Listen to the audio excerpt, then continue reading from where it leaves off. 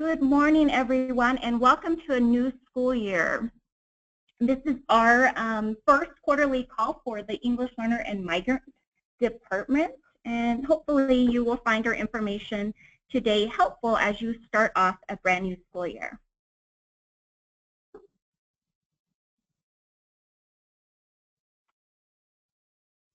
Here are the items that I'm going to talk about. And again, my name is Christina Nava. I'm the director for the EL and Migrant Department. I'll take a moment here on the next slide to have the folks in the room introduce themselves. So you can put a picture with a voice. It'll make more sense in the next couple of slides. So I'm going to cover these quick topics, but the bulk of the time will be given to both Alyssa, Sarah, and Melanie to talk about programmatic updates. So just wanted to share, this is our SDE department structure. There we are down in the bottom left-hand corner. We are a department within the State Department of Ed. And here is where I wanted you to put the pictures with faces with names. And so again, my name is Christina Nava, and I'm in the lower hand corner there with, oh, I put Christina and Sarah. That's actually Alyssa. I'm down there in the corner with Alyssa. And then right in the middle, I am the number, what number is that? 7, Domino, thank you. And then I'll let Sarah introduce herself. 9. Yeah, I was going to say, it looks like I'm the number 7. That was our Halloween for the kids that came to the State Department last year. And we won. And we won as the most creative team, yeah. And so my name is Sarah Sima, and I am the Migrant Education Coordinator. I am Melissa Metzler. I am apparently in all 4 of the pictures. I'm not sure why. But I am, yeah. I'm all 4. So hi. Hi, good morning. I'm Melanie Jones. I work in the assessment department here and help coordinate the Access 2.0 and WIDA suite of assessments. And I am in the upper left with Alyssa. All right. So this is our internal SDE department, and we get the privilege to work with other folks outside of the department. So I wanted to take a minute to introduce the folks that we just appreciate so much out in the field. They are just a wonderful resource to us, and we're lucky to have them on our team. So I'm starting with the IDNR regional team for the Migrant Program: Robert Gomez, Irene Reyes, Peggy Pickett, Christina Alvarez, and Lance Robertson. And Ms. Araceli, we need a picture from you, so we'll definitely need to update her photo there as well. We move on to the Title III Consortium Coaches. Again, we are so privileged and thankful for the outside help that we receive. We couldn't do our jobs without their help because it is a heavy lift. And we also need a picture from Mona, but there's Susie and I on a school visit when we were there in Hanson. So lots of fun, good people. All right, the next part of my presentation is talking about how we try to connect with you. We are a large state, and I mean that geographically, so we have to think of innovative ways to reach out and get information to you, and we do that in the following ways. We obviously do email. I think everyone does email, even my fourth grade daughter does email, as well as quarterly calls. And with the email, we are trying to either biweekly or monthly emails to our IDCI contacts. And so we don't want to inundate your inboxes, but we also need to be able to use this way of communication to get information to you. And then we also email you as needed for unique circumstances. So maybe there's a handful of you that we need to contact, not everybody in the state, but maybe just 5 or 6 of you. We do the quarterly call, and it's quarterly in name, meaning that we do 4 of them. They're not necessarily on a quarterly basis. So just so you know that, our next one is actually October 10th. And so you'll see that it's, like I said, it's quarterly in name, not really in time frame. We also provide and attend trainings and workshops. So there are a couple of the examples that we provide or attend. We also do on-site visits. So Sarah spent some summer time out in your schools during the Summer Migrant Program. So that was great to hear how you guys were working on providing summer school for our migrant students. I know she was excited to be out and about. The Title III also does, the consortium also does site visits one-on-one to your sites. We do have to do program monitoring because, as you know, we do oversee federal funding, and that is a requirement from the U.S. Department of Ed that we come out and do program monitoring. Our IDNR coordinators also provide site visits for your district, and we also get invitations. So do not hesitate to ever call and ask us to come out. In fact, I'm going to do a shout out to Kaja School District. Go Bobcats. Yes, I am biased. That's where my husband graduated from high school. I'll just put it out there. But no, really, Kim, the new federal program director, or I'm sorry, she was the Title I director. Now she is doing migrant and EL. She called me up and said, you know, would you guys come out and just do some training for our staff? And yeah, you bet. Were we busy? You bet. But we made time for that because we know that that's important. And anytime we can provide assistance, we are ready to do that. Another way we try to connect is something new, and I talked about it at the CFSGA training in April, but some of you are new, and some of you did not attend, but we created a shared Outlook calendar, and so this is on our website. You'll be able to see, just for example, I have a screenshot on the screen here, that today we have a quarterly call that started at 9:30, and then you can see other things that are coming up. Like, for example, we're actually closed on Labor Day, so we will not be answering email or phones, and we won't be here as per the superintendent. She made sure that we need to take that time off. My PowerPoint here, or our PowerPoint here, is hyperlinked, so if you click on here, that will take you right to the Outlook calendar. Again, with limited time, I'm not going to be able to go through all of this, but I know Alyssa will be providing additional training at her upcoming training, and Sarah can always help too at her trainings as well. A couple of new things that I wanted to share with you is YouTube. We have decided to archive our training videos for both programs, for Migrant and EL, in YouTube. So please, by all means, subscribe to our channel. Again, there's the hyperlink. And provide us feedback. That's another way for you to view our training and say, wow, that was wonderful. I really appreciated you, you know, creating a video on this topic, or give us feedback for future things. And I know Sarah's going to talk a little bit more about that in her part, so I'll let her do that. Earl, if you haven't heard about Earl, you really need to. This is basically our PD catalog for the entire state.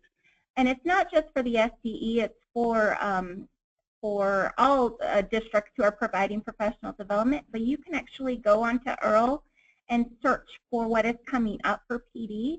So if you put in migrant, you are going to find Sarah's trainings there and links to register. If you want to put in English learners, you're also going to find links to trainings that Alyssa is doing. So we're trying to put this information in multiple places so that way you're not at a loss or trying to retrieve the information and get to our trainings, because we want you there.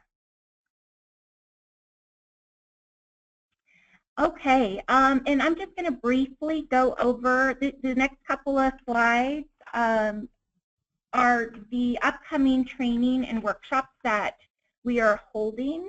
Like I said, Sarah's providing the regional ELL workshops here very shortly. The ESSA reclassification work group, I just wanted to clarify that is for our volunteer stakeholders. There are a few people that wondered if it was they were required to attend. No, this is really just for those folks who last year said they want to help us make decisions for the new Every Student Succeeds Act that just passed in December.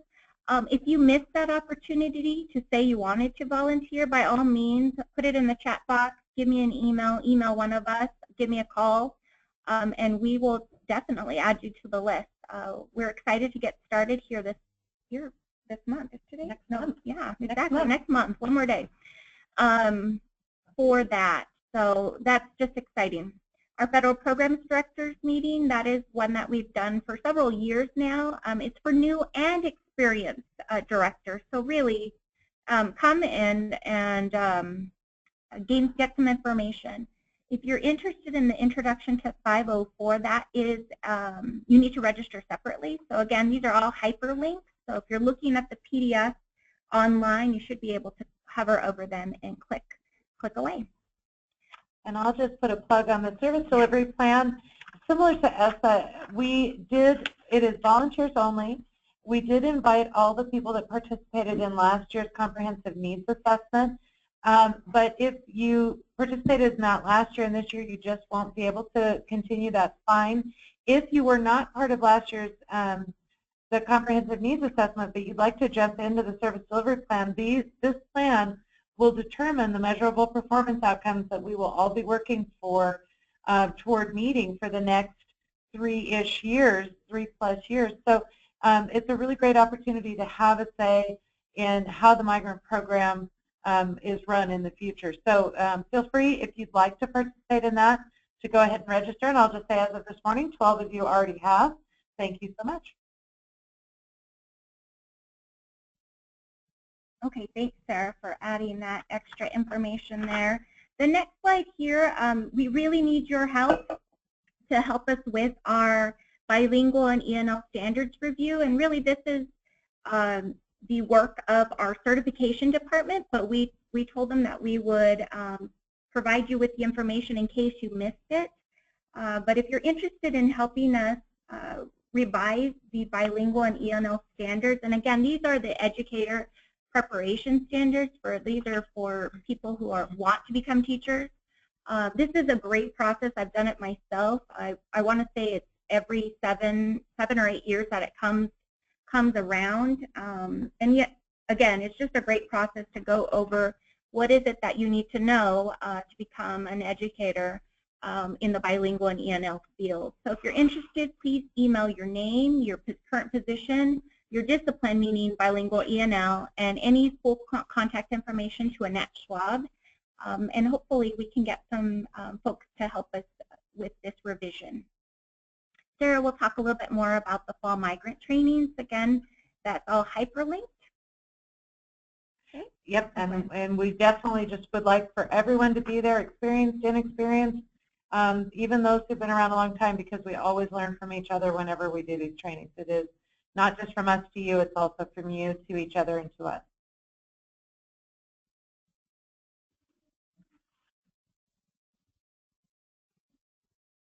All righty. Our ESSA accountability for EL's work group, again, this is our volunteer stakeholders. That will be coming up on October 5th. The registration link will be coming soon, and we'll also put it in Earl. And again, if you missed out on volunteering, or maybe you had a change in heart and decided that now you want to volunteer and want to be part of this important work, let us know, and we'll gladly accept you into our group. At this time, I wanted to unmute the phone for Juan Saldana from the Idaho Commission of Hispanic Affairs. I have sent you the audio pin. Juan, if you can type that into your telephone or unmute your phone, we can let you talk a little bit about the Hispanic Youth Leadership Summit that is coming up here in October. I'll give him a few minutes to do that. He's joining us from off-site.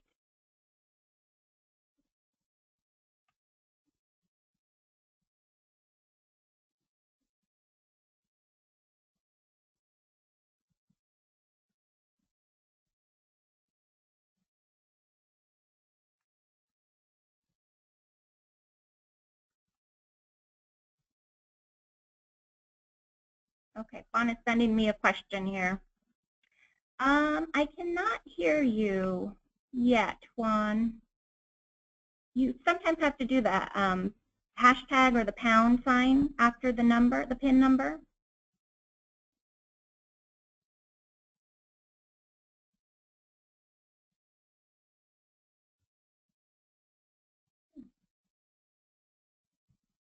Oh, here we go. Now? All right. Yeah, there we Oh, go. good. Good. I've been hitting all kinds of hashtags, but Well, whatever you did, it worked. So yeah, it's oh, good. the floor, and please talk about your event. So this is our 10th year hosting the summit.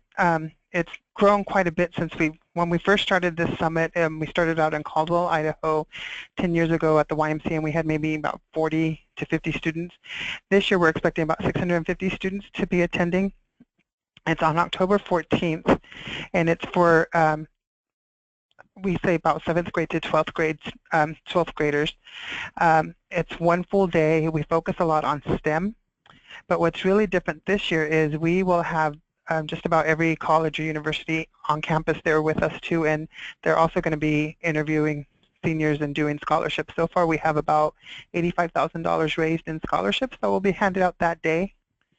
But it's a full day. It's a free summit.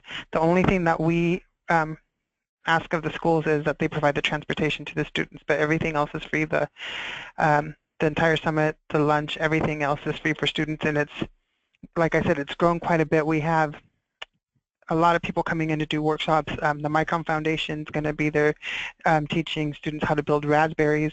I'm not tech savvy, so I'm not really sure what a raspberry is, but I heard it's really cool. And then we have the U.S. Army that's going to have a bus there that's going to show them all the stuff that they do with STEM. The engineering department out of Boise State is going to be there doing some STEM workshops. Idaho National Laboratory is going to be doing some STEM-related workshops as well. And they're also going to be there looking for interns. They're looking for summer interns as well. So it's a great opportunity. It's now the largest gathering of Hispanics in the state of Idaho, and it's a one-day event. So if you have any questions, you can always call me. You can always email me. But we'd love to have more input as how we can improve this too. Great. I'm going to ask folks to type in any questions at this time. I'm going to also click on the link so that they can see where they can register. Pop in that information. Of course, your contact information is down here at the bottom. We'll just give folks a chance. Hopefully, a lot of the folks are already registered. Just to let you know, our department will be there as well as Advanced Opportunities. So Mr. Matt McCarter and his team will be there. So we'll be sharing a table with Matt. And we're excited because Superintendent Sherry Ibarra, this is her second year. She always surprises the students. I say always, but last year she started a tradition, and I hope it continues, with bringing in a really great speaker. Last year, the speaker she had, I can't remember his name off the top of my head, but he had the kids laughing and then crying. It was great. And this year, it's a former NASA engineer who turned into a comedian. She calls herself kind of the Sheldon, the Latina Sheldon from Big Bang Theory. And I've heard her speak before, and she's really great. Oh my gosh, that sounds great. And I can't think of the names off the top of my head either. I've seen them emailed to me, but yeah, not off the top. All right, so I don't see any questions coming through, but again, here's the link for you to register. And again, I just have to reiterate that, wow, 10 years of putting on an institute for our students is just amazing, and job well done. And we look forward to seeing you here in a few months, right? Yeah, and I recommend you register as soon as you can, because it's filling up really quickly. And then last year we ended up having to put about 100 students on a waiting list, and we don't. That's why so we hope we don't have to do that again. Great, great. Okay, well, thanks, Juan. I'm going to go ahead and mute you now. And all right, thank you. Yeah, thank you for joining us. I appreciate you taking the time. Bye-bye. Okay, awesome. Great to have that partnership there. We're all working towards the same goal. So my computer is just refreshing here because I am online. The next couple of things that I wanted to talk about, if you're following along with the PDF, is we will have some access training, which Melanie will talk about here in a little bit, and FACE. Our FACE coordinator, Jill Matthews, is putting on a conference here in November, and the link again is hyperlinked. You do need a password for this one, which I have included here in the PowerPoint. It's simply FACE, but I know that that's filling up pretty quickly as well, and if you click on the link, you can find more information on her conference, and we also, our department will be there as well, supporting Jill and her efforts in parent involvement and engagement. So excited to see a lot of great work here put on by the folks here at the department. Okay, let's see if I can get back into slideshow mode. The next slide that I wanted to talk to you about is we need folks to help us with a pilot. Last year, a huge thank you to Todd Zollinger from Jefferson and Victoria Potts from Moscow School District up north. They didn't know each other, but they both answered a call to help us write some curriculum for newcomers through IDLA. Now, this is not an IDLA course that you just give to newcomers and they do it by themselves. Absolutely not. But it is curriculum that our districts, any district, can use for their newcomers. So if you do not have EL staff or trained EL staff, this is a great course for you to have your kids go through, but also still have that adult helping students along the way. Before we're ready to roll it out, IDLA has a tradition of piloting these courses to just make sure that we get all the feedback necessary to revamp the course so that it is the best course available for our students, because that's the goal, is for our kids to do well in these courses. And so we're looking for one middle school and one high school that has experience with newcomers. If you would like to help us with this pilot, there is no cost on your part. We just ask that you help us, you know, break it basically and give us feedback to improve this course as well as future ELD courses with IDLA. So if you're interested, please email me, call me, or put it in the chat or question box, and I'll be happy to contact you. All right. I'm almost done here. I think I have 2 more slides, and then I will give it to the folks here so they can talk about their programs. We do have a new ESSA webpage. It just launched this week, so there's the hyperlink. Here you'll find webinars, meeting notes, lots of information about what is coming down with the Every Student Succeeds Act. Oh, I think I have 3 more slides. Save the date and call for presenters. So our very, very famous conference that we put on, the State Department of Ed, formerly known as the Title I Conference, and some of you still call it the Title I Conference, and I don't correct you. But this is the same, one and the same. We are working on our call for proposals link, which will be done via Google Forms this year. As soon as that's ready, I will send that all out, or it will get sent out by multiple people here at the department. And we really encourage you to share your knowledge and experiences with us. You know, it's great to hear from people out in the field and to showcase your hard work. So I really encourage you to do that. The last slide that I'm going to talk about is about protecting student data. So back in 2014, the Idaho legislature passed a basically a Student Privacy Act. The actual name is right there. It's pretty long. But there's the link to the language. And what we're asking is that please refer and abide to your district student data privacy policy. So every district should have a policy on how they're going to protect the student privacy and student data. Please do not, I cannot say this enough, do not email us personally identifiable information, also known as PII. Please don't do that. Although you may have a policy that says your email is secure, our email is subject to public records requests, And so if someone ever wanted to see my emails and there happened to be a student information that you sent, I just don't even want to go there. So please do not email us PII information. If you do need to submit information to us, please use the secure FTP site. And if you need help with getting access to that, please contact Sarah for Migrant Ed and Alyssa Metzler for the EL program. And with that, I am done, and we'll move it on to Sarah. All right. Are you going to continue clicking, or am I clicking? I can. I'll go ahead and switch it. All right. So I'm going to kind of go quickly through this, but I'm very glad to say you will have this PowerPoint so that you will be able to refer back to everything. I do know that it's a lot to take in a short amount of time, so I'll go through, and then feel free any time to call me or email me, and I'm happy to answer questions.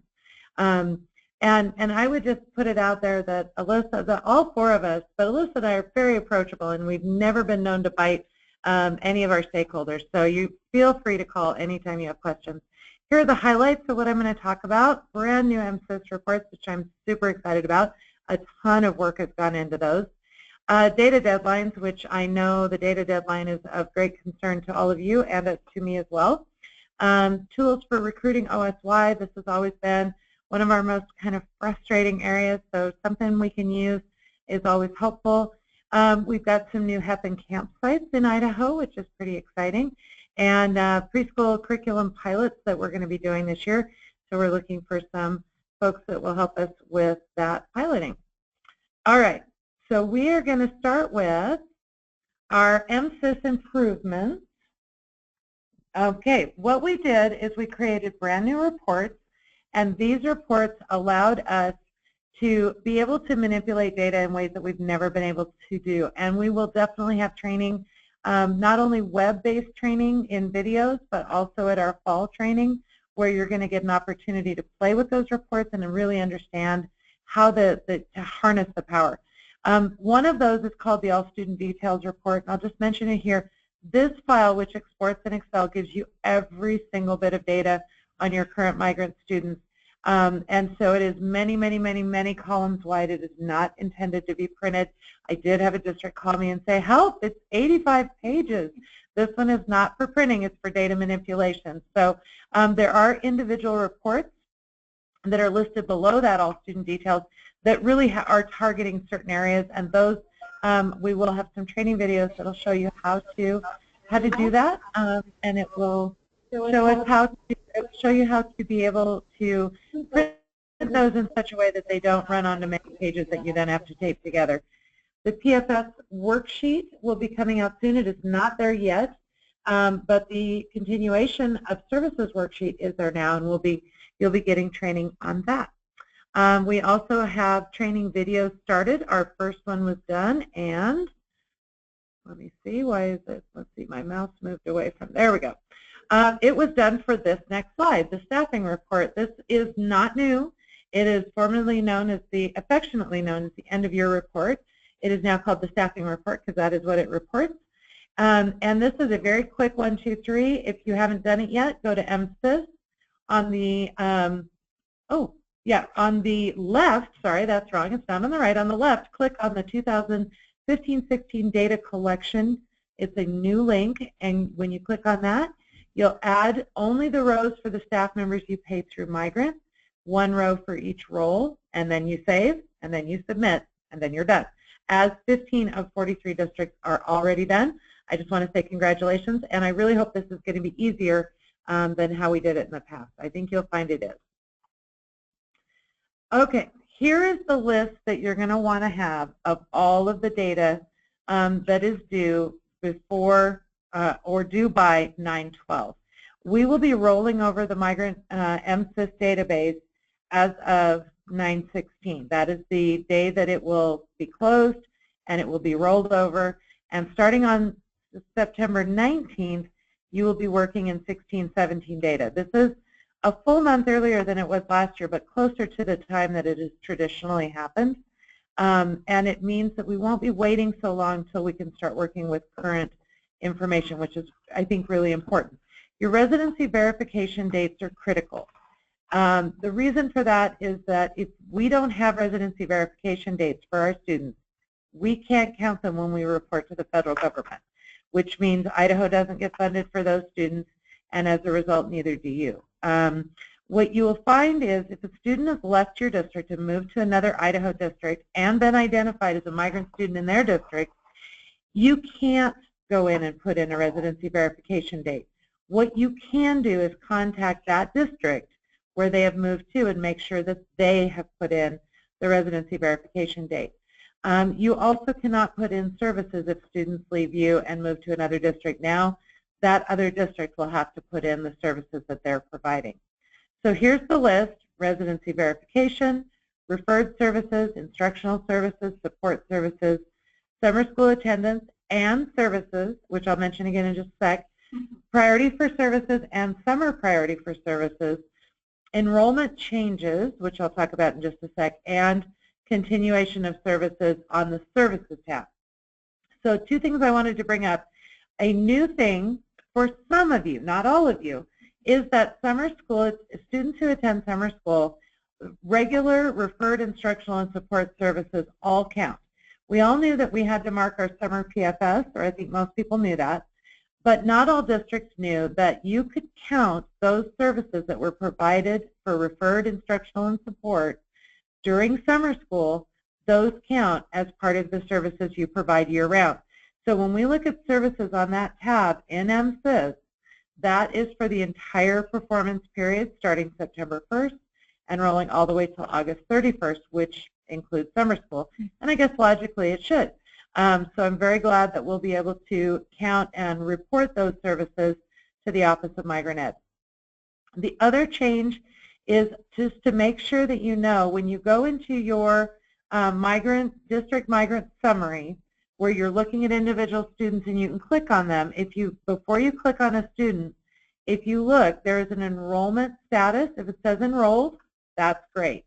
But if your students have graduated, received a GED, or left your district, or their eligibility has expired for this year, for continuation, you would need to change their enrollment status and enter a date. And there will be trainings on this. These are these little mini videos that we're doing. One, like I said, has already been done for the staffing report. There will be one for this as well, because these are areas where I don't want to take a lot of the time to go through them, but I want to mention and make sure that you know that those are all things that need to be done by September 12th, so that when we roll our data over and you have your new database for 16-17, it will be highly accurate. This is the goal that we've been driving towards, is to get our data to be accurate, both for our own analysis and for reporting to the federal government. All right. There are two new MSIS reports that are going to help you. One is the Student Services Report, because it includes your students, your residency dates, enrollment status and dates, services, PFS, it's all in there. If you print that one report, that will help you to get all of your other things met. You can see who you've entered things for and who you haven't. You can look for missing dates. You can do, because it's in Excel, you can also filter if you're comfortable with that, or sort, so you can see what things you're missing, what things you have. And likewise for the summer school report, it does not contain as much data, but it does contain your student names, if they were enrolled in summer school, and if they were summer PFS. Those students would also be included in your summer services or your student services report, just for services in general. All right, when you go to the new MSIS report screen, I just wanted to point out that we have some definitions on the right side of the page that shows you who will be included in each report. So if you've noticed, the All Student Details report says active. That tells you that this is the largest group of students. It includes all of your students who were migrant during the performance period, those that have continuation of services on the enrollment, on their enrollment, and it includes students who've left district during the performance period, so you can see who you've served for the entire year. Different reports have different levels of students included, and each one of those reports under the district detailed reports, it will tell you the definition of who is included in those reports. So be sure to spend some time getting familiar with those. And again, this will be part of our fall training to make sure people understand it. So now 2 things are turned in through the secure site. One is most of you have already done. That's the Reinterview Summary report. If you did, that's a Word document, and I'm pleased to say this will be the last time it will be a Word document. It will be part of MSIS for next year and part of our 16-17 data collection. But if you did not, and I know that some of you didn't turn that document in because for one reason or another you were not able to complete any re-interviews. I do want to be able to stop bothering you if that was the case. Then just send me an email and explain what was it that happened that you were unable to complete re-interviews. And I know that this is for some districts was a real struggle last year, but it would be nice to be able to check you off my list, not to bother you anymore on this particular topic. If you did complete it, then you need to submit it through the secure site, and we are aggregating all of that information, and all of it does get reported. So thank you very much for doing that. For the FERPA release list, this is a one-time thing that we're doing so that you will be able to have the full power of these new MSIS reports at your fingertips to be able to print parent lists that you can share with our partners, Migrant Seasonal Head Start, HEP, and CAMP, but only if students' parents have signed that FERPA release. So those lists are in your folders in the secure site. All you have to do is download, click whether or not the parents check the box for each child, and then re-upload it so that we can update MSIS. And like I said, you'll only have to do this once. The list that you see will be much shorter than your regular list because each child is only listed once, or there's only one child listed per COE because we only need the question answered once per COE. Since about March of last year, your regionals have been entering that data on all new COEs, so this is for older COEs. We're just playing catch-up. The training videos I mentioned before, we have the one is already up. It's on our website or on our YouTube channel. That is the MSIS training video for the staffing report. There will be additional training videos. So far I've planned something with using the reports list, printing reports in Excel, how to get them to kind of skinny onto one page horizontally, if not vertically, continuation, how to do that, how to use the new child find feature, which matches ELMS in its method of use, but I'm not going to go into that here. Those will all be coming soon in the coming days. And also, if you would like to request a training video, that would be really helpful for us. And we are working on the technology to gray out student names so that we can use our actual software to show you how to do those things without revealing any student information. So that's what we're working on. And student service, serving migrant students, just a couple of new things. I know you all know lots of things you can do to serve your students, but here's a couple of new ones. For OSY, we have all of the regionals have in their possession 10 of each of some hygiene kits and of MP3 players with English in Minutes curriculum already pre-installed on them. And this is something we've done before, but we want to make sure that as we're looking for our here-to-work students who are very, very hard to serve and hard to recruit because we don't really have services to easily provide them, that we have something that we could give those students. And we have a new tool for finding those here-to-work, I guess I shouldn't say students, youth, that I'll be showing you on a later slide. And so I'm hoping by having these things to help serve the students and ways to help find the students that we can continue to reach out to our out-of-school youth students. We mentioned earlier that the Preschool Initiative Consortium is looking for 4 districts that would be willing to pilot preschool curriculum, and we will provide a list of choices that are coming from the consortium that you will be able to choose from. High-quality pre- and post-assessments. I know that has been a frustration in the past. I think we found a good one. If you'd like to look online and see what it looks more about it, it actually is available for pre-literacy, pre-math, and Spanish pre-literacy. And that is not just a translation of the English. It's IGDI. You could go to their website and look at those. And if your program is either a home-based program or a site-based program, you could volunteer to be part of this pilot program that's going to happen for 16-17. If you are interested, contact Christina. She's going to be handling the organization and coordination of this, and she would love to hear from you. Yeah, definitely. All right. In HEP news, and I feel like a news anchor here, we do have a new HEP site, and that is the TVCC has been added to the number of universities and colleges that offer HEP as a program. We hope that it will be in Caldwell as well as in Ontario. I don't know 100% for sure, but I'm thinking it probably will. And so I believe that'll bring us to having sites for HEP in Caldwell, Nampa, Boise, Twin Falls, Burley, Pocatello, and Idaho Falls. And if you are in those communities, I'm sure you already know about the HEP program. If you do not, feel free to contact me and I can get you the contact information of who to talk to. In the meanwhile, though, I do want to say Boise State, in their residential program, they have 8 spots that are available now, and they will usually have a new spot open every 4 to 6 weeks. If a student comes to the Boise State campus and lives in the dorms, eats at the Table Rock Cafe, which is a buffet, and the kids like that. I took them there as a field trip for many years. It may be the jump start they need to not only finish their GED, but move on to considering themselves as college students and seeing that as a real possibility in their future. I found out that Boise State is one of only 9 residential programs in the entire United States, and I think that we sometimes take for granted that that program exists. They really need to have their spots full in order to have a successful program.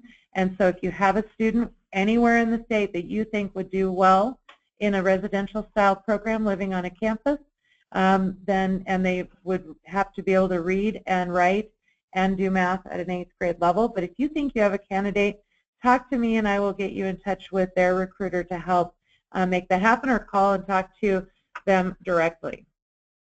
I also want to mention we do have 2 new camp sites. I didn't do a separate slide for this. The camp scholarship is now going to be available through TVCC and through Lewis and Clark State College in northern Idaho. So that's pretty exciting that they have the camp program back at LCSC. For identification and recruitment, we're always searching for hard-to-find students. So this was the one that I mentioned. This is a hyperlink. The H2A, if you've never heard of that, that is where farmers bring workers directly from Mexico. If those are students who are children, out-of-school youth who meet the qualifications for the migrant program, whether or not they're in school or have any intention of going to school, they qualify for the migrant program. And these are students that, with the tools that were the MP3 players and the hygiene kits, we may be able to reach out to those youth and serve them. Please, if you go to this website and put in your zip code and search, you're going to find out if farmers in your area have applied to have the H2A workers come. Not all of those are going to be youth that would qualify, but in one district in Idaho, out of 32 students who arrived, or 32 workers who arrived, 8 of them did qualify. So that's a pretty good percentage of students or of youth that we may be able to qualify for the program and serve with those survival English lessons, which may help make their lives a little bit better while they're here as workers. Please include your regional IDNR coordinator in your recruiting efforts for these students or for these youth. It is a different kind of world than we are normally used to experiencing in the schools, and this will be something that they can really be helpful and participate with you in finding those out-of-school youth through the H2A visa application. And another area that we've been thinking a lot about lately and that we're going to be thinking about more this year is if you are here to listen to this webinar because you have English learners and you kind of tuned out and are actually reading email right now while we're talking about migrant stuff, I totally get it. But if you could tune back in for a second, this is for you. If you don't have a migrant program, we would like to make sure that your migrant students can still be served. Migrant students face a host of areas of concern because of their mobility. They move frequently, and for a lot of students, they are not as connected to their schools and not, in the long run, not as successful as other students. And we want to make sure that we can help those students. So the easiest way to start that process of serving those students is to add a question on your enrollment form or a family mobility survey. Sometimes people can make room on their home language survey to have family mobility or on a separate page. Essentially, you're asking two questions. Asking the parents, did you move to whatever your district is with the intention of finding work in agriculture? If the answer is yes, what work did you obtain or apply for? And I would give a few examples, such as, oops, sorry, I just clicked without meaning to, such as irrigation work, dairy work, field work, sorting onions. Are you in the onion shed? Are you working, doing any kind of farm work? And if we ask the parents what they're doing, sometimes we'll find that families are doing farm work that would not be ones that we would traditionally think of as migrant. And if they've just moved to your district, it may very well be a qualifying move. And then, has your family participated in the migrant program in the past? That's one of the really easy ways to find out, oh, this family that just moved here was already migrant. They might be migrant again, even if their eligibility had previously expired. If a parent answers yes to either of these questions, contact us and let us help you identify who those students are. The regional IDNR coordinators are more than happy to help with that. And at the very least, very least, we can start serving those students by making sure that they are getting free lunch without application. That is one of the services that we provide. And hopefully this is, as I said, something we're really talking about now. How could we provide services to those students in your district, even if your district is not a migrant district, because we want those students to succeed, as do you, and we know that. And then finally, we have a couple of upcoming events. If you are interested in going to the National IDNR Forum, this is being held again this year. Escort is the company or the organization that puts that together. It is in San Antonio, and there's the link and the cost and when it will be. And then we have our fall migrant training, which was already mentioned, but here is also the link. Again, we're just trying to make sure everybody gets in there and gets registered. I looked this morning. As of right now, I'm the only one registered to be there, and I'd like some company. And you have until the 19th to get registered, which is, you've got plenty of time, but please do. And then here are our proposed dates. These are not set in stone, but they are coming up quickly, so we'll need to get locations for those. And for our fall TAC meetings, our parents, when polled, said that they preferred Friday nights because they didn't have to get kids home and to bed. I know that is not always our first choice as folks that attend with parents, because we'd also like to get home to our families, but we're going to give that a try this year in 2 of our locations. One of them, it couldn't be done, but we're going to try that. So I also realize that November 1st is Dia de los Muertos, and we will try and do something fun and exciting for families that decide to come to our event on that night. And I believe that is the last slide I had. Do you have any questions? There was one question, if you can provide clarification on the summer services and this migrant funded or any summer. This, very good question. This is for migrant funded summer school program. So if you have students that are migrant students attending a migrant funded summer school program, for those students you can count the services that were provided. If you were to refer your migrant students to an off-site program, then that could conceivably count as a referred service. But this is for migrant summer school. Okay. And I think that's it. And like I said, we promise not to bite. Please feel free to contact any of us if this goes by very quickly and you think of a question later. All right. All right, we're going to take a quick break before we start the State EL and Title III program updates. And again, if you think of a question, please feel free to type it in the box, and we can come back to those later. So quick 5-minute break, and we will start again with Alyssa's slide.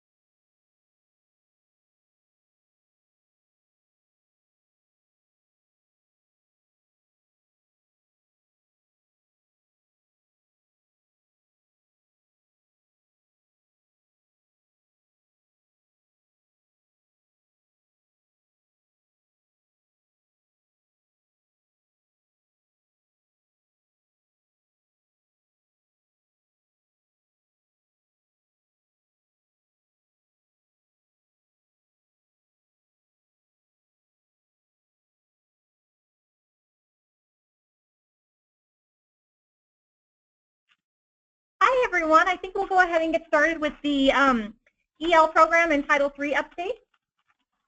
There were a couple of questions that came in. This is Christina again, that had to do with migrant. Question was, who should attend the migrant fall training that's coming up? Do you want to answer it, or do you want me to? We should definitely have all of our family liaisons there. There's such important information to have and opportunities to network and share and grow. We also, the second day, would like to have our directors and coordinators for the Migrant Program. If you have other folks that you would like to bring, you are certainly welcome to. The more people who know and understand about the Migrant Program, the better it is for the kids. But this is intended mostly for migrant liaisons and directors. I know many of you have graduation specialists or mentors, and they are also welcome to come for both days or for whatever they can be spared out of their classrooms. Thank you. Okay, we will go ahead and get started on our state EL and Title III program updates. I have Melanie Jones here with me as well, and she's going to jump in when we start talking about just a couple updates that we have coming down the pike with WIDA. So we will go ahead and get started. There we go. First of all, I would like to do a call for materials. If you're a district that has some additional materials that you're not using anymore, we are doing a call out for some of our districts that don't have some materials, that a call for materials that you are not using to share with districts who do not have EL materials to teach their L students. So if you have some of these materials, please consider donating these to the Title III Consortium. If you have some materials that you are interested in donating, please, you will see it down there on the bottom. There is an email address for the Title III Consortium coaches that both Christina and I and our Title III Consortium coaches have our eyes on. So we would be really interested in being able to help out our districts who don't have some really quality materials. So just consider that if you have some additional materials that you are not using any longer. And just shortly coming up here, we do have some fall regional training that I will be coming out to do with our Title III Consortium coaches. There's the link right there to register. Just some topics that we're going to talk about, just doing some programmatic updates, just the timeline of the things that we need to be doing during this time of the school year, along with some ESSA updates for you. We're also going to take some time and do some ELMS training. Please bring some WAPTs with you that you have already done on some students. Bring them with you. We will take some time, walk you through how to put scores in, everything. So along with that, bring your computer. I think we'll talk about in the next slide too. We will talk briefly about some special education guidance that we are working on with our special education department, specific to English learners and their identification of special education programs, as well as some Imagine Learning information with the new licenses that you have received. The training will be held from 8 till 2. A handful of districts have also received some private invitations for a technical assistance program monitoring that will be held after that. So if you are a district to receive that, that will be held after the 8 to 2 training in each of these locations, as well as, and so then the training will be held on September 7th in the Eastern Idaho area, the Twin Falls area, and September 9th here in the Boise area. There will be a remote streaming option for individuals who are not able to attend. So if you are not able to attend any of those 3 days, please register for the September 9th and email me to let me know that you will be attending remotely, and I can make sure I get you the information on being able to stream that. We got some new technology that we're really excited to be able to use to get those of you who are not able to attend in attendance with us. So please email me. If you are planning on coming to the training, please bring, as I said, bring WAPTs with you. We are going to practice putting some scores into the English Learner Management System. So also bring your computer with you as well. Also make sure that either you or someone you are in attendance with is in that ELMS.editor role, or else you will not be able to access the ELMS system in order to put your WAPTs in. So that's kind of a pre-homework assignment for you before you come to this training, okay? And again, if you are remote attending, please let me know so I make sure that we don't add you to our lunch count for that day. So,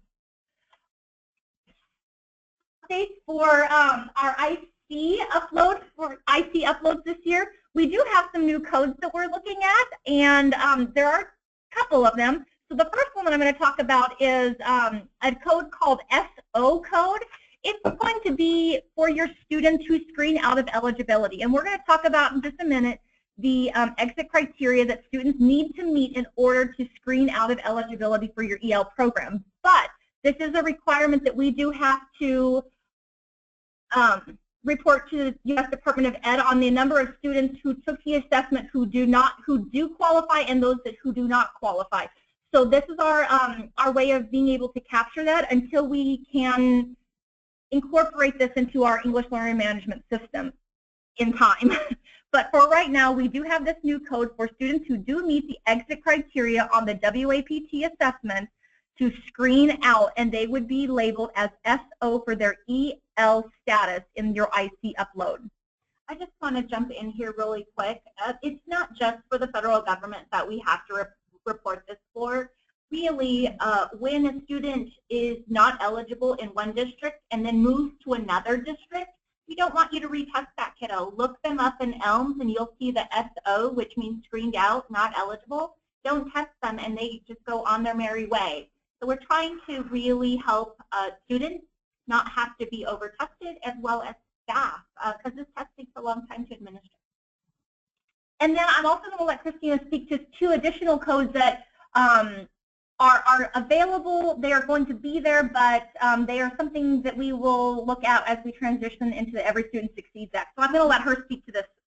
Okay, so don't freak out. And I have received no calls or emails on this. So your IC people are probably just waiting for us to give guidance, which I appreciate. But we had to put in X3 and X4 as placeholders. In the Every Student Succeeds Act, states have the option of including these kiddos, if we want to, in our accountability system. Now, we have not made any decisions on our accountability system because we haven't had our face-to-face workshop.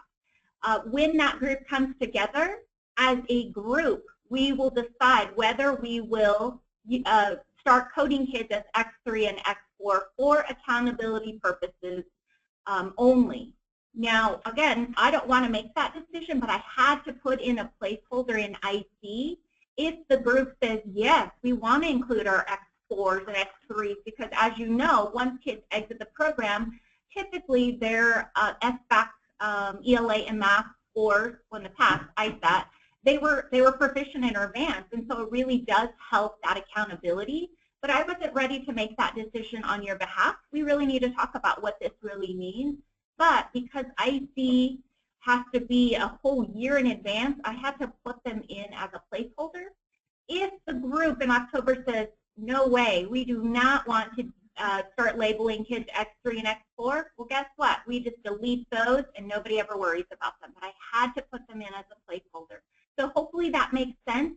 Don't do anything with them, so you wouldn't roll your X2 to X3, none of that. And Melissa's going to talk more about that in just a minute, but just wanted to emphasize that don't do anything with those X3, X4s. They're placeholders, and I look forward to the feedback from the stakeholders group to help us make this decision. Great.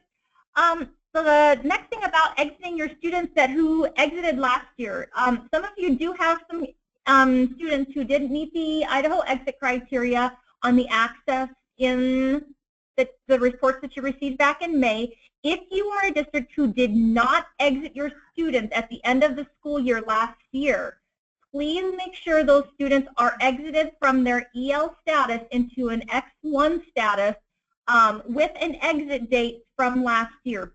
And the reason I say that the exit date needs to be from last year is because that is the school year in which they actually met the exit criteria. So if you were to put a September exit date, that's not the year that the student exited your program. They actually exited your program when they got that score last school year. You enter an exit date, and I just put an example of like June 1st of 2016, because that is the year that they actually exited. Really wanting to make sure that the code all of our students is going to be accurate, clean, and as up to date as it can possibly be, because beginning this school year, the Idaho SDE will be ordering all access materials for all districts in Idaho. So we really need to make sure that the data is clean. You will not have to go into the AMS this year like you did last year in order to order those materials. Melanie, do you want to say anything about that before I move on? No. Okay. So just so you know, we are really going to be pushing for clean data, because that is the number of kids that you have identified are the students who are going to be getting a test ordered for them. So as you are rolling your students over, for if you have students who exited who met the exit criteria last year and you're rolling them from an LE status to an X1 status, really make sure that you pay attention to the dates. This is a screenshot that will show you that there is a rule up on the top that will say if your LEP status doesn't match a date range for that status, you will get errors, okay? So the system really does a lot of the work for you, and so if you have a date that does not jive with the date range of that status, it will tell you and it will highlight those for you. So really pay attention to the box that gives you that information. Really quickly, I am going to show you how to find a student in the English Learner Management System. So if you are looking at students who are enrolling in your district right now and to see whether they have they were already tested on Access last year, or if they have any previous IELTS scores, to find out whether they have any sort of EL testing and have already been identified as an English learner.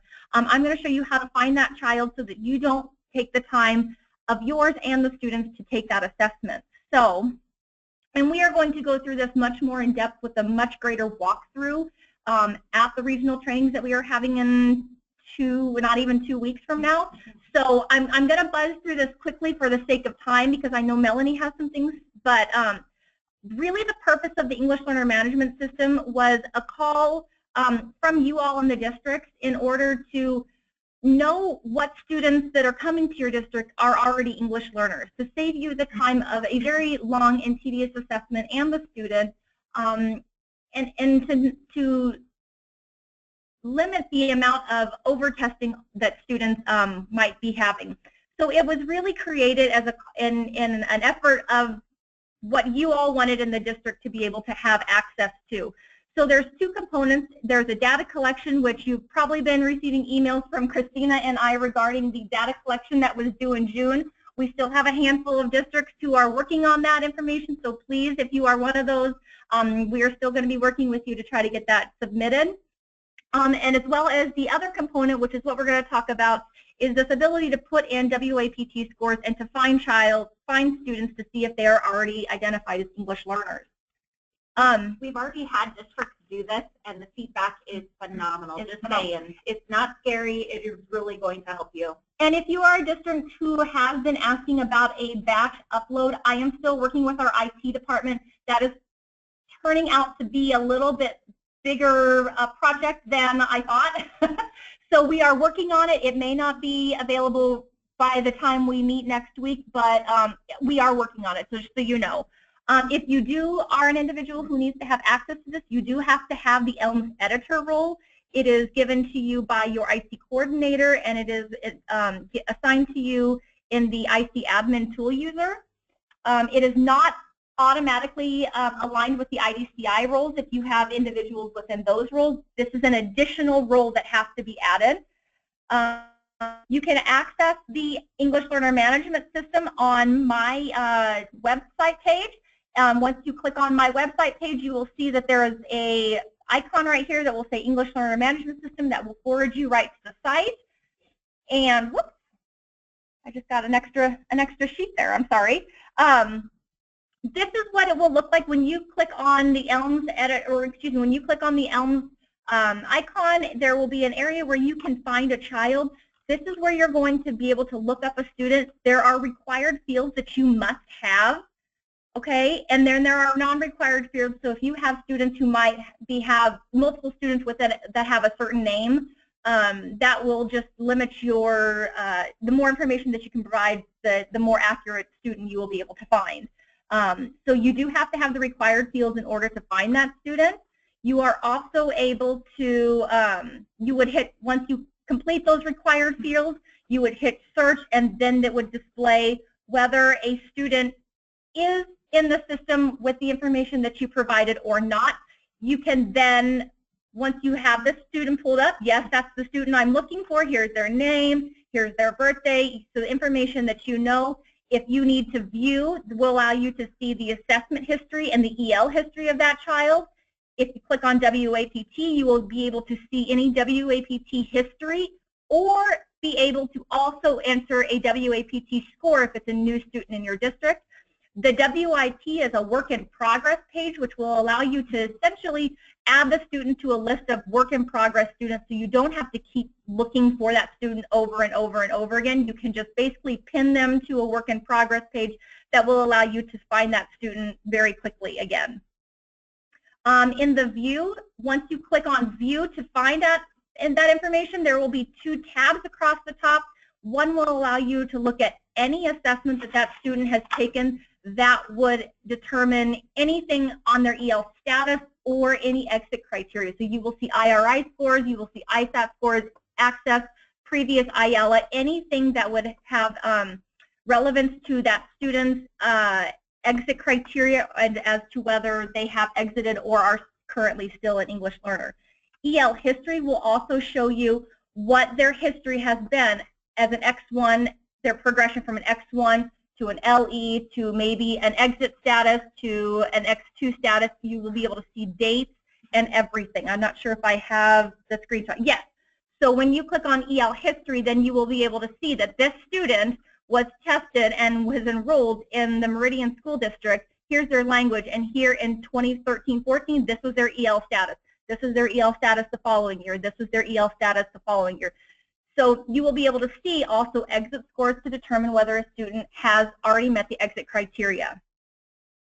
And here's just a list of the codes that you might see, and this will include, I did put the new codes that you might see going forward, but you won't see those right now. But we also did add in that SO. So if you have a student that's screened out, they will show up here as well. Jumping into, is there any questions? I will just check. Okay, so we're going to just keep going. Beginning of the year reminders. Just quickly, a few beginning of the year reminders. Within the first 30 days, we need to make sure that we are enrolling and assessing any of our potential English learners for English language proficiency. Parents must be informed of their child's placement into the program or continuation or exit from the program in a language that they can understand to the extent practicable by the district. If you suspect that you have students, if you suspect you have students who are immigrant students, and as you know, we can no longer ask questions regarding students' immigration status or their country of origin.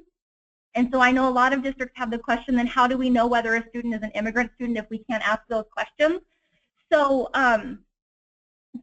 the suggestions that you can have for being able to find out this information is when you see, have your registrar, the person who is doing the enrollment of these students, kind of have a process and procedure in place that those sorts of things are red flags, and so that they know to follow up with parents to be able to say, you know, I want you to know that we're not going to document this, but can you give us some information regarding the country that you came from and when you entered the United States, as close as they can possibly provide to you. You do not need to document this anywhere within the student's cumulative file, but if you have this ability to be able to explain to the parents that with this information, the district might be able to secure additional funds for the education of their child. They may be willing to give you that information that you can then provide with the immigration status of that, or not, excuse me, the immigrant status of the student in IC. But it does not need to be documented because we cannot be asking those questions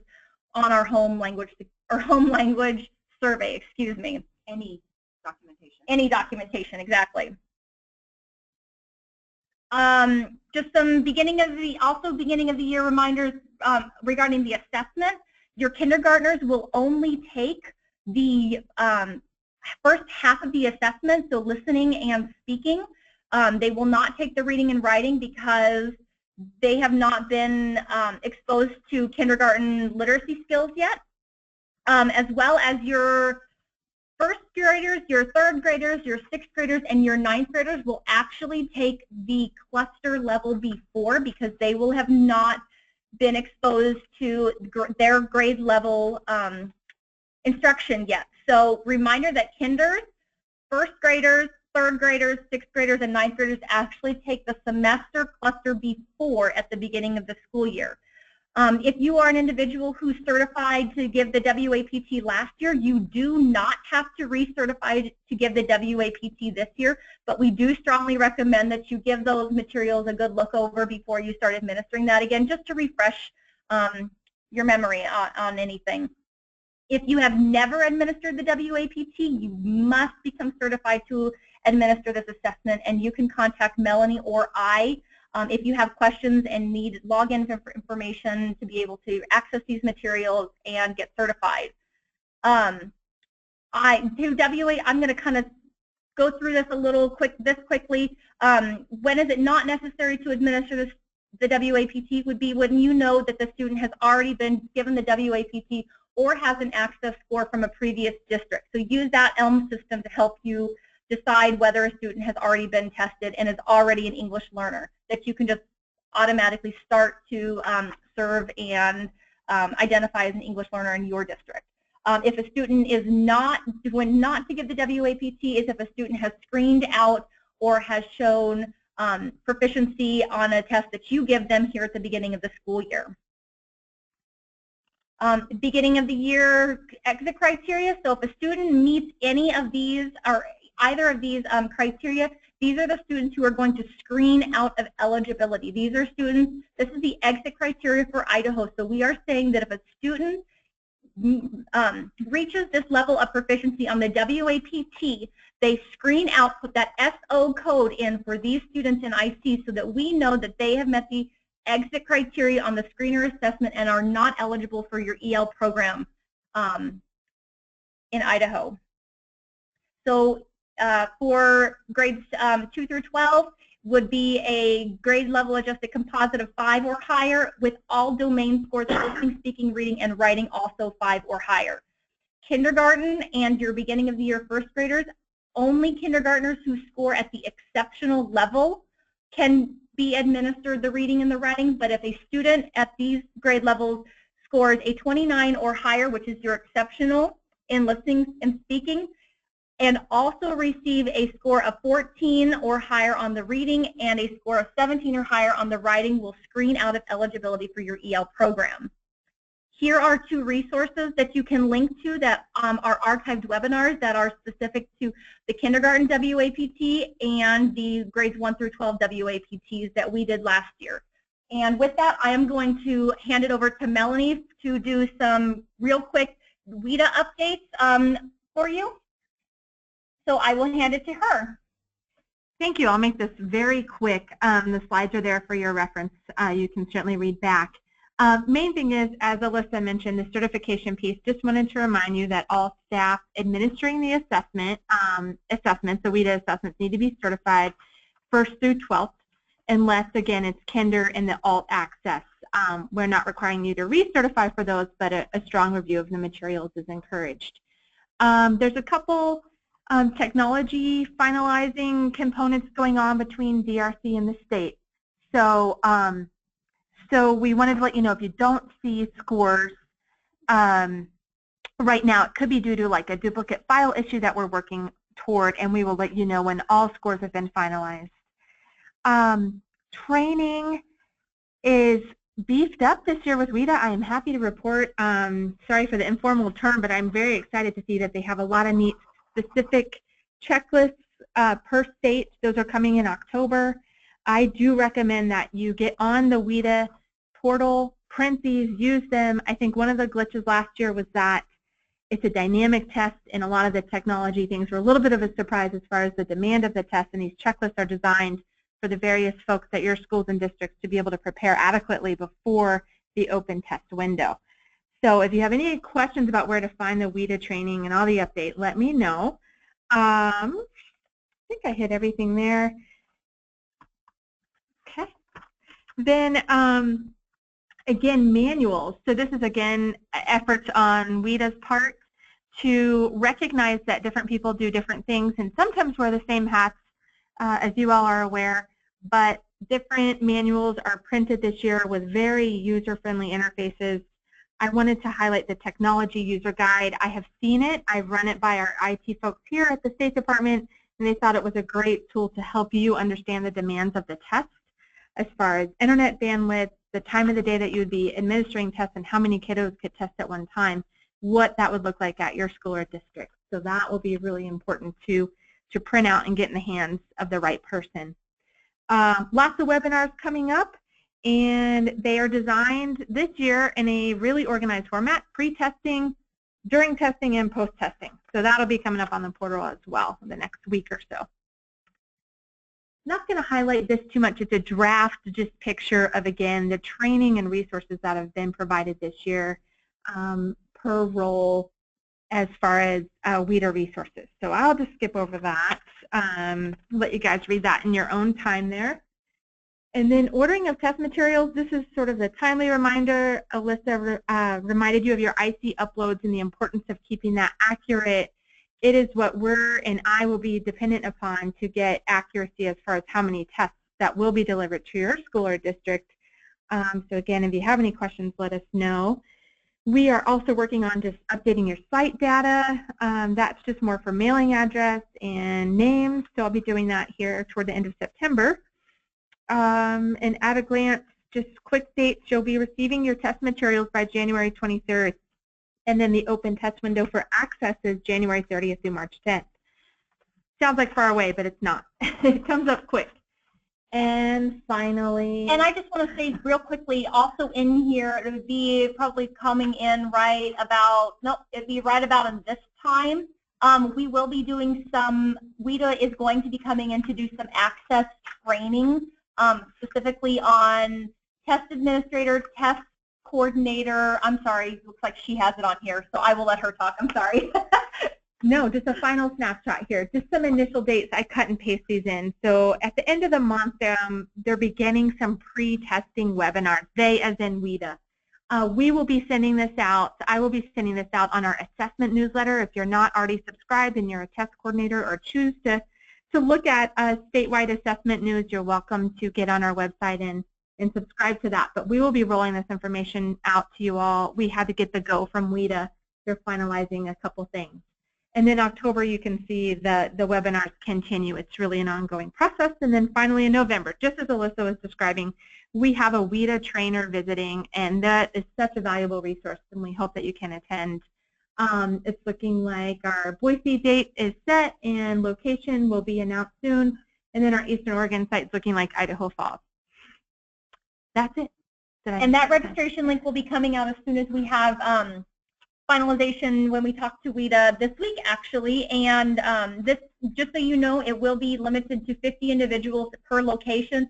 So we're really hoping to have full attendance, but unfortunately, you're not going to be able to bring every single individual in your district to come to this training. We're really going to look at making sure that someone from every district is represented in order to take the information back. There will be a half day specifically on kindergarten. There will be a half day specifically on online Access 2.0 administrator, and then a half day of Access coordinator training, as well as we're going to have that extra half day as well, where we're going to sit down and we're going to work on the individuals that are in that training going through checklists and hopefully leaving certified to give the assessments that you need to give, or in order to train the people within your district to give those assessments. So that's the hope.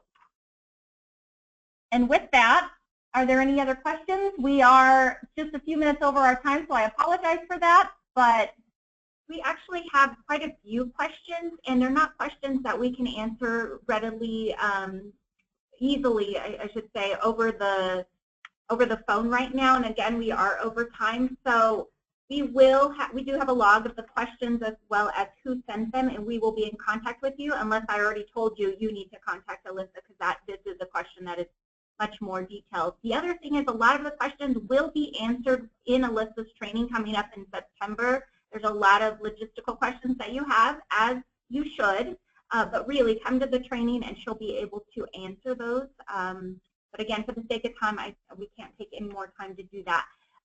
Sarah did upload one more PDF, so before we sign off, make sure and download the end of year checklist. It's in the lower right-hand corner. I thought it might be very helpful because I know a lot of you are probably feeling that pressure to get everything done, and it's a long list. If you check them off as you go, then you get the wonderful feeling at the end that you're done, and hopefully that'll be by September 12th. So with that, this concludes our first quarterly call. We look forward to hosting another one here coming soon in October. With that, I think that's it. Have a great day. Thanks. Bye, everyone.